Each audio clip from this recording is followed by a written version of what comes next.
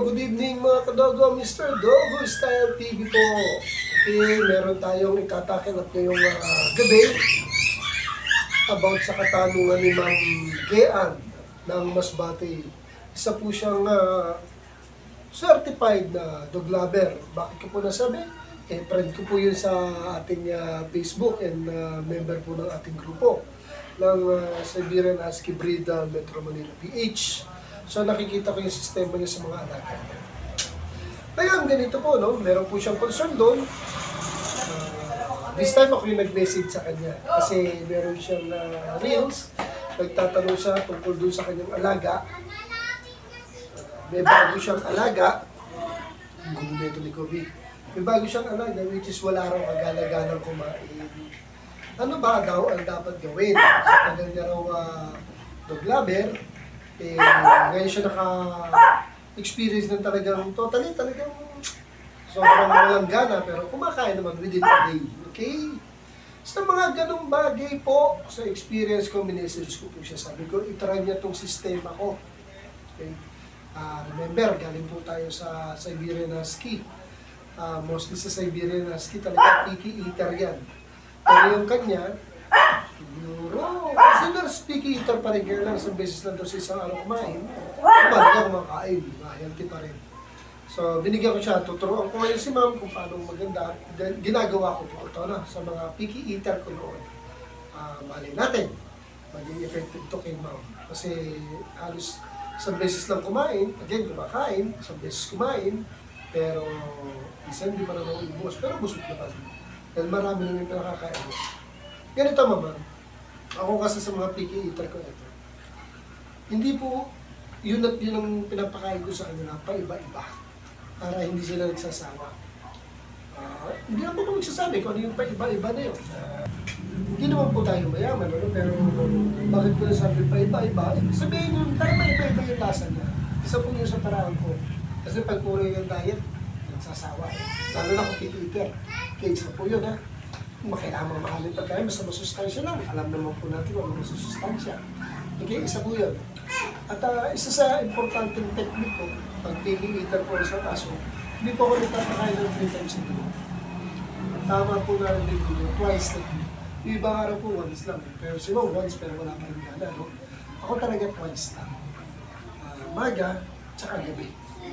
Lalo na ngayon, tayo ay busy sa trabaho. Mostly gabi na lang po yung pagdaganito na ako. Gusto ko kasi ako yung magpapakain sa kanya. Hindi po yung mga technique ko. And meron pang isang importante, dapat talaga meron siyang complete vitamins. Ang vitamins po kasi nakakaganda ng stimulant ng katawan niya. Especially po, magbigay po tayo ng mga appetite booster vitamins. Marami naman po nabibili na appetite booster vitamins. Hindi na po ako mag-endorse. Any vitamins na appetite booster, ang aso, napakaganda.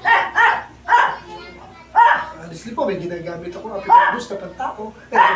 Pero wala lang yung epekto talaga lakas ng kumain. Pues, a day lang kumain to si Kobe, pero kung kumain to, lamon. Diba, Kobe? Up! Up, up, up, up! Yan si Kobe ko, baba, yaba, wait lang, vlog tayo. Tingin mo na sa camera. Yan mga ginagawa ko po, ano. May vitamins of course. And regular po natin siyang i-groom. Kasama yun sa daily needs na nalalaga natin. Nililiguan, inaayos. Siyempre kasama po. Kasi kung pababayaan na natin, baka magtuloy-tuloy, mawalan na siya ng gana sa sarili niya. Pero irritable siya, di naliligo. Kamon ng kamon, di ba? Maganda yung well-groomed siya. Para yung baga sa tao relax na relax, hindi nangangati dahil hindi naliligo. So, ibig sabihin, okay lang yung katawan niya. Pag ganun kasi ang sistema niya araw-araw, tamang diet, tamang grooming, vitamins, pero importante talaga yung diet po, no? So, yung mga picky eater, nagiging kumakain naman. Nasa sa atin po kasi kung paano ang magiging sistema natin. Lalo na iba, picky eater na, binababaran pa ng pagkain. Lalo hindi kumakain. So, yun lang ang tip ko, ma'am. Simple lang. Yun lang ginagawa ko dito. Walang matitira sa mga pagkain nila. Mapa-rice man yan, mapadumpig man yan, cat food man yan, o rice, wala problema. Kasi iniiba-iba ko ang diet nila. Okay? Minsan nga, mga leftover na, basta alam ko masustansya sa kanila, pinapakain ko pa rin. Ayun, kung hindi ako nagiging maselan, baka lalong maging maselan sila. Okay, diba, Kobe? Ayun na. So, dito na lang, ma'am. And I hope may natutunan kahit pa paano. Sundin niyo po, ma'am, din bigay ka ng feedback sa akin kung hindi mo naging effective sa alaga.